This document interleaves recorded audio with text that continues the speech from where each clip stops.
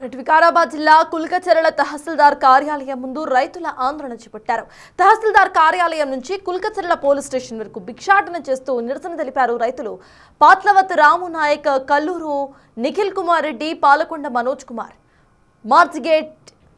Mortgage రుణాలు ఇప్పించి తమ భూములను వేరే వ్యక్తికి రిజిస్ట్రేషన్ చేసేశారని ఆరోపించారు. వారిపై చర్యలు తీసుకుని భూములు తిరిగి వాళ్లకి ఇప్పించాలని ఇటు పోలీసులకు వేడుకుంటున్నారు రైతులు.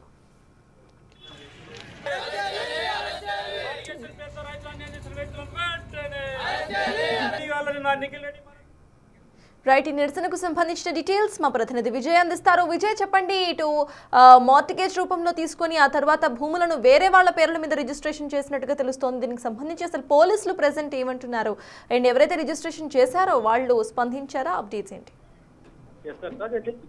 జిల్లాలోని తహసీల్దార్ కార్యాలయం రైతులు అయితే నిరసన తహసీల్దార్